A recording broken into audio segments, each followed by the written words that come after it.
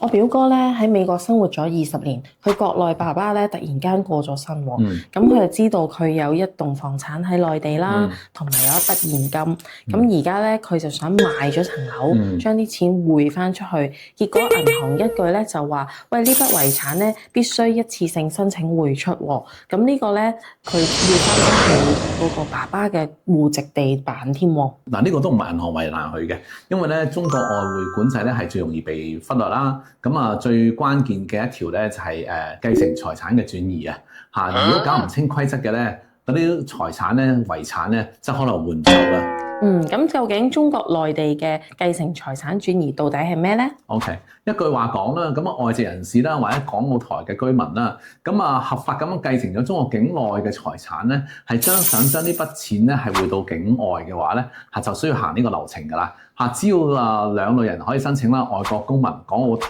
嘅居民。咁財產嘅範圍係咩咧？咁啊，只要你係合法繼承得嚟嘅遺產咧，都可以嘅，包括啲頭先講嘅房屋出售所得啦、銀行嘅存款啦、股票變現等等都可以。個重點係咧，你係乜嘢時候攞得外國身份都係冇關係嘅。咁啊，最緊睇被繼承人嘅財產。咁銀行就話一次性申請啦，咁究竟係咩意思啊？跟移民轉移一樣啦，咁啊繼承財產咧都係要一次性咁申報嘅，一次性咁樣匯出。如果漏咗一筆咧，就大件事，唔好意思啦，就係唔可以報嘅。咁審批係咪睇嗰個人嘅身份咧？就真係唔係啊。咁咧就繼承財產轉移咧，就最特別嘅地方咧係屬地管轄啦，係睇被繼承人嘅戶籍嘅。所以我表哥咧就要睇佢阿爸嗰個戶籍啦。係啦，冇錯啦。如果你有多個親戚喺嗰度繼承財產嘅咧，你可以講其中一個人嘅被繼承人嘅戶籍咧嘅外匯合併申請嘅。咁審批最緊要係睇啲咩嘅咧？幾樣嘢啦。咁繼承嘅關係係咪真實啦？遺產係咪合法啦？產權係咪清晰啦？稅係咪已經交齊晒啦？咁你哋有冇做過啲麻煩嘅案例啊？咁梗係有啦。其中一個就係譬如兄弟姊妹之間對個遺產分配有啲爭議嘅。繼承公證啲人士都唔肯嚟辦嘅。外匯局咧，佢會直接要求咧，就係解決咗啲繼承爭議啦。先至可以搞呢個外匯流程。拖翻幾個月甚至1年半載都唔出奇㗎。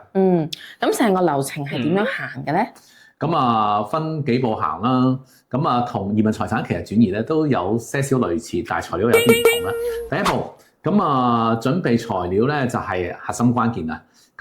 所有嘅產權證明嘅有效，最重要啦。包括譬如話有啲咧繼承權公證啦，法庭嘅裁決啦，遺囑嘅公證啦，人喺海外嘅梗係要委託律師去處理啦。第二步，辦理稅務嘅證明啦。雖然中國而家咧就暫時未有遺產稅嘅，但係如果遺產涉及房屋出售增值稅個人所得稅等呢啲都要交清楚先得㗎。稅務局咧就會出一個咧個人財產對境外轉移外匯業務嘅證明嘅。第三步，向我會申請呢個被繼承人咧，生前戶籍所在地啦。會提交材料，一般嚟講20日會批啦。金額比較大同埋複雜嘅咧，更加嚴格嘅審查。最後一步，銀行咧就會扣匯同埋轉匯啦。就係一般嚟講，申請之後咧15日之內咧，銀行就會成扣匯轉匯。留意過期咧要重新再做過嘅。哇，咁聽起嚟咧，每一步都好容易踩雷嘅喎。都係㗎，幾個風險地方啦。繼承權嘅文件唔清楚公證唔齊全啦，遺囑冇效啦，繼承人之間有爭議啦，房屋產權又唔清楚啦，或者係譬如有陣時啲名唔係一樣咁啦，啲購房稅嘅發票又唔見咗漏咗啲嘢咁樣咯。咁最常見嘅拒絕情況係點樣嘅咧？關係唔清楚啦，資料唔齊全啦，外匯局梗係會話你係咪真正嘅繼承人㗎？但係如果資料齊全稅務合規所有嘢咧整整齊齊嘅話咧，一般我都可以合法啦、安全順利咁樣匯出境外邊嘅，揾律師幫手唔使煩啊嘛。至於咧移民後點樣一次性轉出資產咧，我哋有另外一條片講咗嘅喎，大家可以睇下另外一條片。